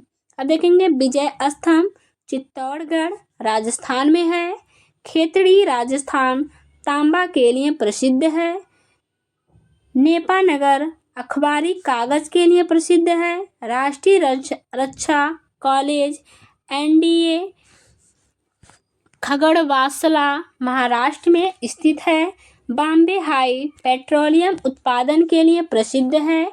मानस राष्ट्रीय उद्यान असम में है। चंदन के वन कर्नाटक राज्य में मिलते हैं। भारत का मैनचेस्टर तथा भारत का बोस्टन अहमदाबाद को कहा जाता है। इसका देखेंगे तट मंदिर मामल्लपुरम तमिलनाडु में है। Indian institute of sugar technology Kanpur में स्थित है। इसका देखेंगे कुद्रेमुखी में लौह अयस्क मिलता है। नागालैंड की राज्य भाषा अंग्रेजी है। राष्ट्रीय सोयाबीन अनुसंधान केंद्र इंदौर में है। मैकाल पठार छत्तीसगढ़ राज्य में है। समुद्री उत्पादों का सबसे बड़ा उत्पादक केरल है। इसका देखेंगे इंडुक्की परियोजना केरल में परियार नदी पर है। कोलार यानी कर्नाटक के अतिरिक्त सोने की खान हुट्टी कर्नाटक में है। इसके बाद देखेंगे हम्पी के खंडहर कर्नाटक राज्य में है। कान्हा किसली नेशनल पार्क मध्य प्रदेश में है। दाभोल विद्युत परियोजना महाराष्ट्र में है। कथक उत्तर भारत का शास्त्रीय नृत्य है। यक्षगान कर्नाटक राज्य का प्रसिद्ध नृत्य है। इसके बाद देखेंगे कूचिपुड़ी मूलतः आंध्र प्रदेश का नृत्य है। कथकली नृत्य का संबंध केरल से है। मोहिनी अट्टम नृत्य केरल से संबंधित है। मौनी घाटी साइलेंट वैली केरल राज्य में है। हिमाचल प्रदेश में स्थित नापथा झाकड़ी जल विद्युत परियोजना सतलज नदी पर स्थित है। हाथी आरक्षित क्षेत्र शिवालिक उत्तराखंड में है। अभ्रक उत्पादन में अग्रणी राज्य आंध्र प्रदेश है। चंडीगढ़ स्थित रॉक गार्डन का निर्माण नेक चंद्र ने करवाया था। गोलकुंडा किला हैदराबाद तेलंगाना में है।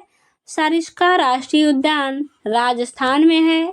माल्टी आर्ट केंद्र भारत भवन भोपाल में है। भाभा परमाणु रिसर्च सेंटर मुंबई में स्थित है। इसके बाद है गोकक प्रपात बेलागावी कर्नाटक में है। जिप्सम उत्पादन में अग्रणी राज्य राजस्थान है। गोवा 1961 ईस्वी में पुर्तगाल से स्वतंत्र हुआ। इसके बाद देखेंगे वूलर झील जम्मू कश्मीर में है। वन अनुसंधान शोध संस्थान देहरादून में है। गोमतेश्वर की मूर्ति कर्नाटक में स्थित है। National gallery of portrait Chandigarh में है। दाचीग्राम राष्ट्रीय उद्यान जम्मू कश्मीर में है। सबसे प्राचीन रेल क्षेत्र डिगबोई असम में है। पुंग बांध हिमाचल प्रदेश ब्यास नदी तथा थीन बांध पंजाब रावी नदी पर स्थित है। इसके बाद हुसैन सागर थर्मल पावर हैदराबाद में है। सर्वाधिक जनजातियां मध्य प्रदेश में रहती हैं। केंद्रीय चावल अनुसंधान संस्थान कटक ओडिशा में स्थित है। केरल को दक्षिण का कश्मीर कहा जाता है। भारत का पहला विद्युतीकरण वाला शहर कोलकाता है। 7 टापुओं का शहर मुंबई को कहा जाता है। अरुणाचल प्रदेश को पहले नेफा के नाम से जाना जाता था। अलमाटी बांध कृष्णा नदी पर कर्नाटक में है। मेट्टूर बांध कावेरी नदी पर तमिलनाडु में है। केसर उत्पादक एकमात्र राज्य जम्मू कश्मीर है। सिंगरौली कोयला क्षेत्र मध्य प्रदेश में है। एनरान पावर दाभोल महाराष्ट्र में स्थित है। उरी पनबिजली परियोजना जम्मू कश्मीर में है। खंबात की खाड़ी भावनगर एवं सूरत जिलों के बीच स्थित है। एलिफेंटा जल प्रपात मेघालय में स्थित है। इसका देखेंगे कोइलकारो विद्युत परियोजना झारखंड में है। जायकवाड़ी परियोजना महाराष्ट्र में गोदावरी नदी पर अवस्थित है। विदर्भ महाराष्ट्र राज्य का प्रादेशिक क्षेत्र है। झुमरी तिलैया झारखंड कोडरमा में है।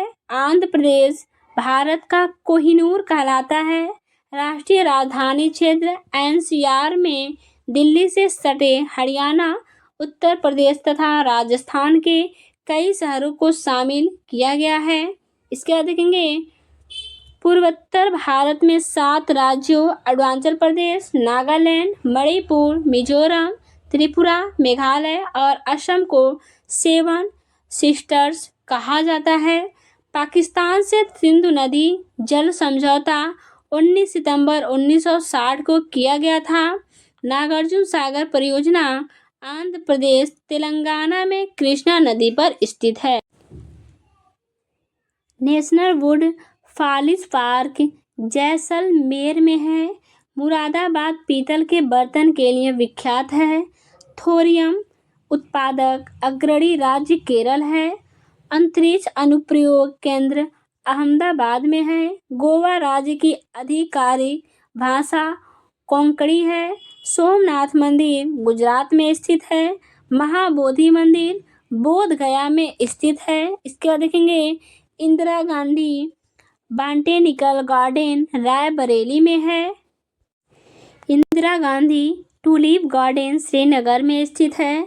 भारतीय सब्जी शोध संस्थान वाराणसी में है। रोड रिसर्च इंस्टीट्यूट नई दिल्ली में है। योगिनी संप्रदाय की उत्पत्ति ओडिशा में हुई। गर्मी में जम्मू कश्मीर की राजधानी श्रीनगर तथा जाड़े में जम्मू होती है। श्रवणबेलगोला कर्नाटक में स्थित है। जलीकट्टू खेल का संबंध तमिलनाडु से है। केवलादेव थाना राष्ट्रीय उद्यान भरतपुरी पक्षी अभयारण्य राजस्थान में स्थित है। Indian institute of science Bengaluru में है। चार मीनार हैदराबाद में स्थित है। मुगल काल में सूरत बंदरगाह को काबुल का मक्का कहा जाता था।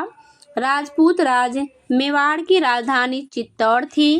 नैवेली ताप विद्युत स्टेशन तमिलनाडु में है। नामदफा वन्य जीव अभयारण्य अरुणाचल प्रदेश में स्थित है। केंद्रीय खाद्य प्रौद्योगिकी अनुसंधान केंद्र मैसूर कर्नाटक में स्थित है। केंद्रीय चमड़ा अनुसंधान केंद्र चेन्नई में है और सलाल परियोजना चेनाब नदी पर स्थित है। काजू उत्पादक अग्रणी राज्य केरल में है। यानी काजू उत्पादक अग्रणी राज्य जो है वो कौन सा है? केरल है। बड़ी संख्या में लोकसभा सांसदों को भेजने वाला राज्य उत्तर प्रदेश, दूसरा महाराष्ट्र है। Indian institute of petroleum Dehradun Uttarakhand में स्थित है। भारत का पेरिस जयपुर शहर कहलाता है। इसके बाद देखेंगे बैरी नाग झील जम्मू कश्मीर में स्थित है। गांधी सागर बांध चंबल नदी पर मध्य प्रदेश राज्य के मंदसौर जिले में स्थित है। गंगा सागर प्रोजेक्ट उत्तराखंड राज्य में है। इसके बाद देखेंगे कलपकक्कम तमिलनाडु राज्य में है। यूरेनियम उत्पादक अग्रणी राज्य आंध्र प्रदेश में है। मोर मुगाओ पोर्ट ट्रस्ट गोवा में एक बंदरगाह है। सबसे ज़्यादा ईसाई का प्रतिशत नागालैंड में है। वर्ष 1667 से 68 में भारत में प्रथम नगर निगम की स्थापना मद्रास में हुई थी। आचार्य जगदीश चंद्र बोस भारतीय वनस्पति उद्यान हावड़ा कोलकाता में है। राष्ट्रीय वनस्पति अनुसंधान संस्थान लखनऊ उत्तर प्रदेश में स्थित है। इसके बाद देखेंगे बुद्धा स्मृति पार्क पटना बिहार में स्थित है। साहित्य अकादमी का मुख्यालय दिल्ली में है। Uranium corporation of India Jaduguda में है।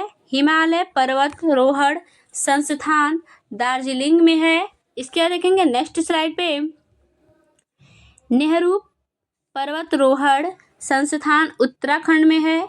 कूफा आंदोलन पंजाब में शुरू हुआ था। कोयना बांध कोयना नदी पर महाराष्ट्र में है। राष्ट्रीय पोषण संस्थान हैदराबाद में स्थित है। बौद्धों का तीर्थ कुशीनगर उत्तर प्रदेश में है। आमेर का किला जयपुर राजस्थान में है। कठपुतली राजस्थान का प्रमुख लोक नृत्य है। इसके बाद देखेंगे कूडनकुलम पावर स्टेशन तमिलनाडु में है। नाहरगढ़ वन्य जीव अभयारण्य जयपुर में है। जूनागढ़ का किला बीकानेर राजस्थान में है। डायमंड हार्बर कोलकाता का उपनाम है। Narora nuclear power station Uttar Pradesh में है। National institute of solar energy Gurugram Haryana में है। इसके बाद देखेंगे रुद्र सागर एवं लकवा तेल क्षेत्र असम में है। राजीव गांधी राष्ट्रीय युवा विकास संस्थान श्री पेरुंबदूर तमिलनाडु राज्य में स्थित है। मानसिक स्वास्थ्य एवं तंत्रिका विज्ञान राष्ट्रीय संस्थान बेंगलुरु में स्थित है। 3 प्रसिद्ध बौद्ध स्थल रत्नागिरी ललितगिरी तथा उदयगिरी ओडिशा में स्थित है। इसके बाद देखेंगे फिल्म और टेलीविजन संस्थान पुणे में है। नोकरेक बायोस्फीयर रिजर्व मेघालय में है। चिराव बांस नृत्य का संबंध मिजोरम से है। ऑयल और नेचुरल गैस कमिश्नर का मुख्यालय देहरादून उत्तराखंड में स्थित है। तीर्थ स्थल अमरनाथ जम्मू कश्मीर में है। विश्व शांति स्तूप राजगीर बिहार में है। हेरिटेज होटल करनी भवन तथा उमेद भवन पैलेस जोधपुर राजस्थान में स्थित है। इसके बाद देखेंगे हरिहर नाथ मंदिर सोनपुर बिहार में है। हजरत निजामुद्दीन औलिया दरगाह दिल्ली में है। हजरत बल दरगाह जम्मू कश्मीर में है। राष्ट्रीय भौतिकी अनुसंधान संस्था हैदराबाद तेलंगाना में है। खंडाधार जलप्रपात उड़ीसा में स्थित है। शिव समुद्रम जलप्रपात कावेरी नदी पर स्थित है। इसके बाद देखेंगे दूध सागर जलप्रपात गोवा और कर्नाटक की सीमा पर मांडवी नदी पर स्थित है। राष्ट्रीय धातु कर्म लेबोरेटरीज जमशेदपुर में है। इसके बाद देखेंगे निसर्ग संरक्षण प्रतिष्ठान कर्नाटक में स्थित है। रामबाग पैलेस जयपुर राजस्थान में है। महाराजगढ़ का किला जोधपुर में स्थित है। माउंट आबू राजस्थान राज्य में स्थित है। अब देखेंगे जैनों का प्रसिद्ध पालीताना मंदिर गुजरात के भावनगर जिले में शत्रुंजय पहाड़ी पर स्थित है। लोसुंग त्योहार सिक्किम में मनाया जाता है। इसके देंगे तेरह ताली राजस्थान का लोक नृत्य है। विश्व में एकमात्र तैरता हुआ किबूल लामजाओ नेशनल पार्क मणिपुर में स्थित है। अब देखेंगे प्रसिद्ध मासमाई गुफा मेघालय में स्थित है। ताडोबा टाइगर रिजर्व महाराष्ट्र में स्थित है। हरमंदिर साहिब पटना बिहार में स्थित है। कामाख्या मंदिर असम राज्य में स्थित है। अब देखेंगे नेक्स्ट स्लाइड पे रंगानाथी टट्टू पक्षी अभ्यारण्य कर्नाटक में है। Dairy research centre Karnal Haryana में है। इसके देखेंगे भटकल बंदरगाह कर्नाटक में है। पंडित नेहरू का जन्म इलाहाबाद में हुआ था। डॉक्टर राजेंद्र प्रसाद का जन्म बिहार के सिवान जिले के जीरादेई नामक स्थान पर हुआ था। अब देखेंगे धौलावीरा गुजरात में स्थित है। जुड़वा शहर हैदराबाद और सिकंदराबाद हुसैन सागर झील में जुड़े हुए हैं। उत्तराखंड में स्थित रूपकुंड झील को रहस्यमय झील कहा जाता है। अब देखेंगे सशस्त्र बल मेडिकल कॉलेज अहमदाबाद में है। सीताबेंगा गुफा छत्तीसगढ़ में स्थित है। इसके देखेंगे काकोलत जलप्रपात बिहार के नवादा में है। ब्रिबोर्न स्टेडियम मुंबई में स्थित है।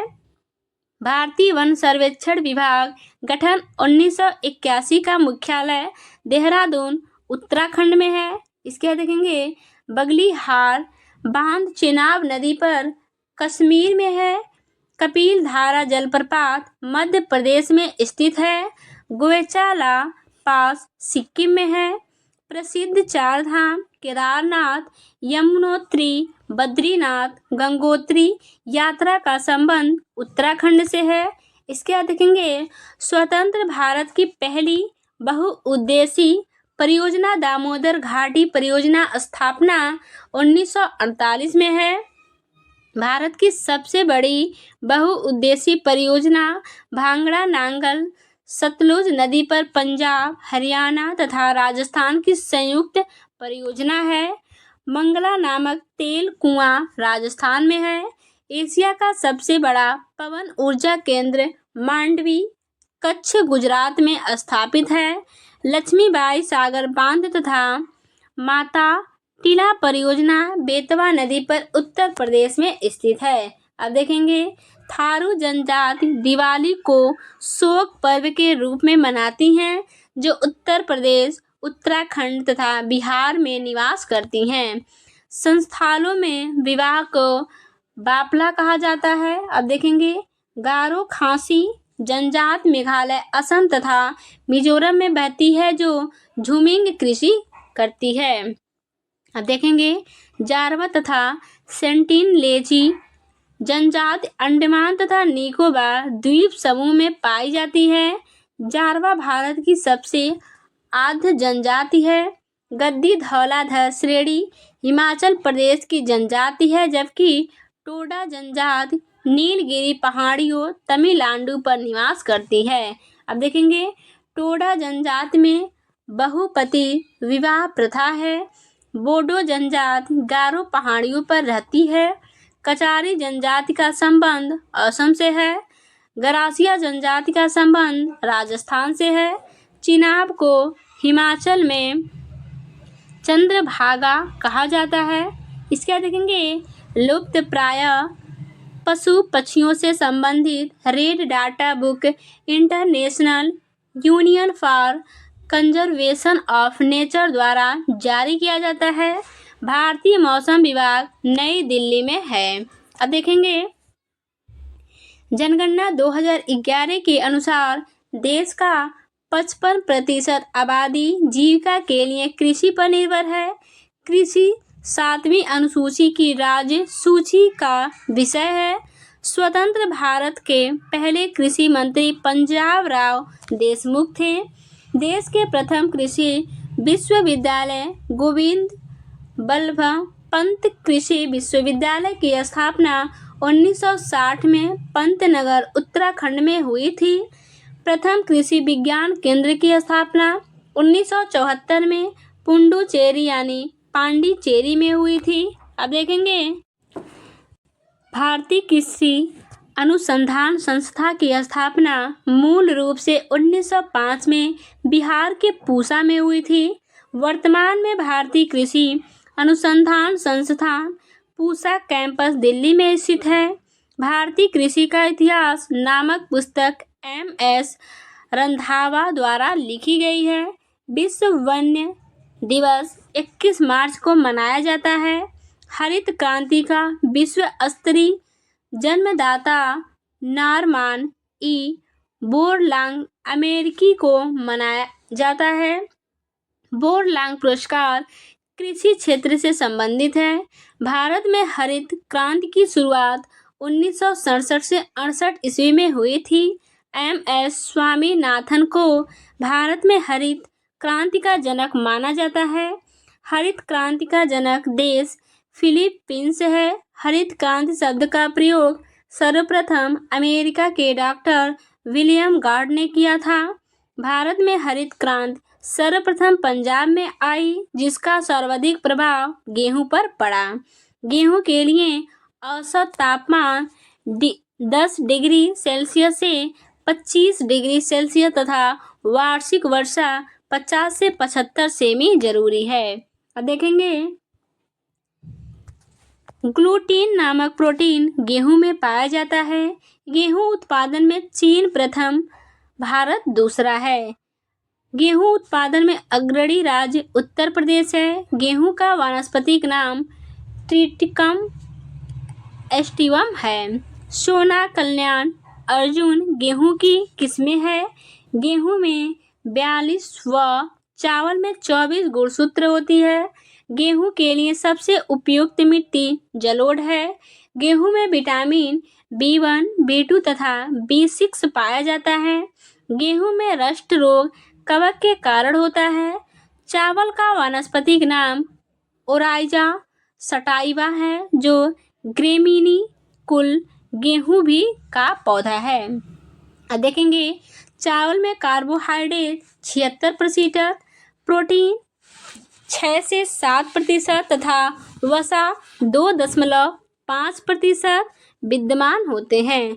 चावल की खेती के लिए औसत तापमान 25 डिग्री सेल्सियस तथा वार्षिक वर्षा 100 सेमी जरूरी होती है।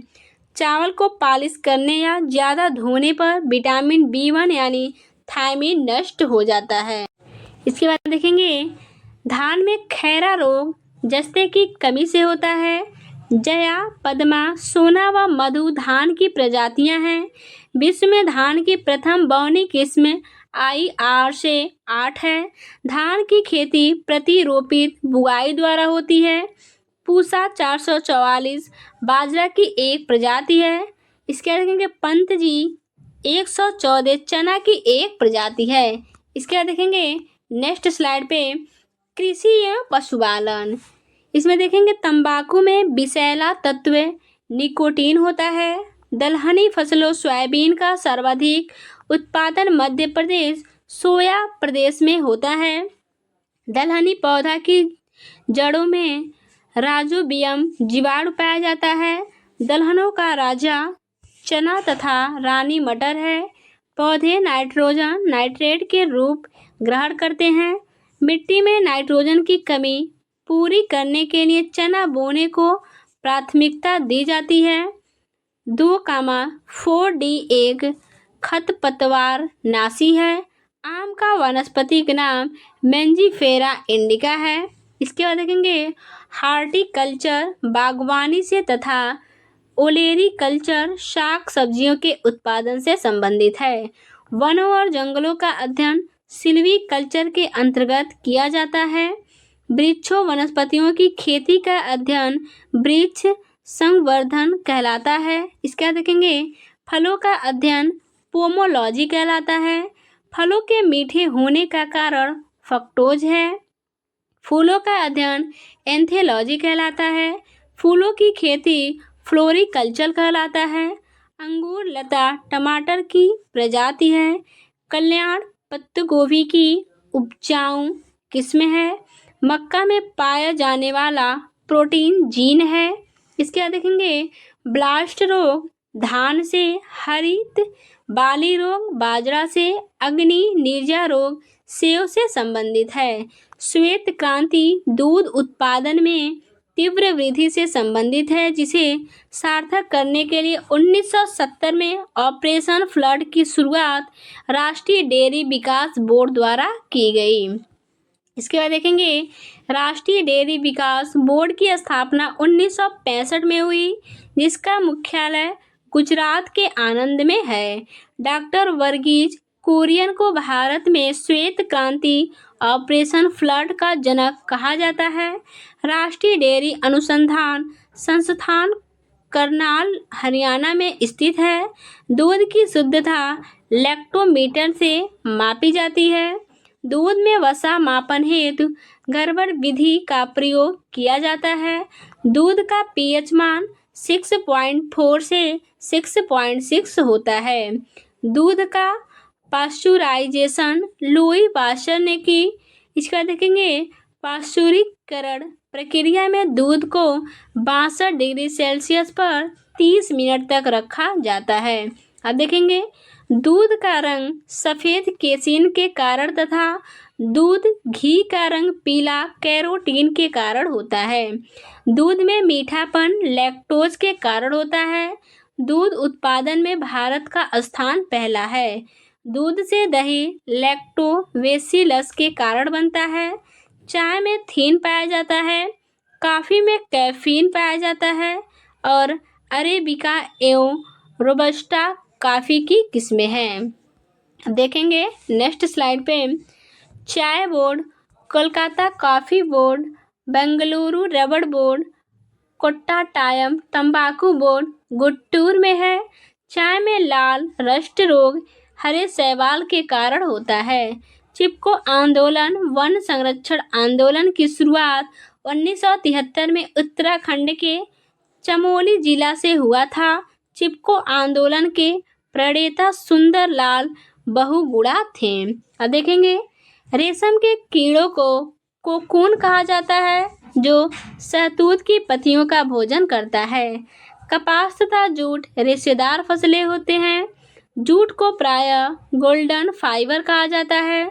जूट उत्पादन में अग्रणी राज्य पश्चिम बंगाल है। चाय, कॉफ़ी, गन्ना, कपास, तंबाकू, जूट, मूंगफली, रबड़ आदि नकदी फसलें हैं। अब देखेंगे आलू एक प्रकार का तना है। आलू का संबंध सोलेनेसी कुल से है। आलू की उत्पत्ति पेरू दक्षिण अमेरिका में हुई है। आलू में ब्लैक हार्ट रोग ऑक्सीजन की कमी के कारण होता है। नारियल रेशेदार फल का वानस्पतिक नाम कोकस न्यूसीफेरा है। इसके बाद देखेंगे पौधों की वृद्धि के लिए 16 आवश्यक तत्वों की आवश्यकता होती है। पौधों में वृद्धि मापने के लिए ऑक्जेनोमीटर तथा क्रेक्सोग्राफ का उपयोग किया जाता है। मलेरिया के रोकथाम के लिए कारगर औषधि कुनैन सिनकोना की छाल से प्राप्त होता है। दालचीनी पौधों के छाल से प्राप्त होता है। हल्दी तथा जूट तना से प्राप्त की जाती है। लौंग पौधे के पुष्प कलिका से प्राप्त होता है। कपास के रेशे पौधे के फल से प्राप्त होता है। कपास अनुसंधान संस्थान मुंबई में है। गुलाबी कीट कपास से संबंधित है। गांधी कीट थान से संबंधित है। इसके बाद देखेंगे मशरूम एक फंजाई है। सफ़ेद ज़्यादा प्रोटीन सोयाबीन 46% में पाया जाता है, जिसकी उत्पत्ति चीन में हुई है। अब देखेंगे एपीकल्चर मधुमक्खी पालन से तथा पीसीकल्चर मत्स्य पालन से संबंधित है।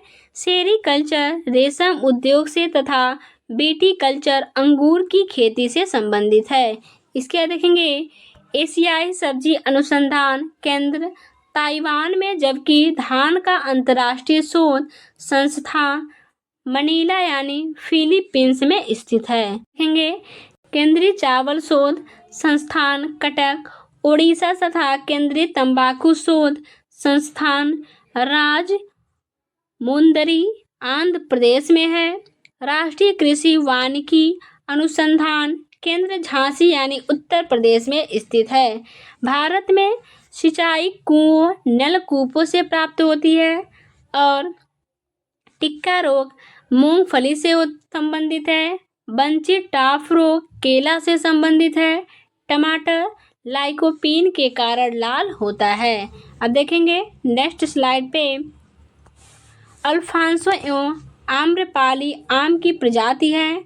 आम्रपाली दशहरी नीलम का संकरण है। ट्रिटिकेले गेहूं राई तथा पोमेटो यानी टैटो आलू टमाटर का संकरण क्रांस है। इसका देखेंगे ट्रिटिकेल की उत्पत्ति स्वीडन में हुई है। सर्वप्रथम कपास का संकरण बीज तैयार करने वाला देश भारत है।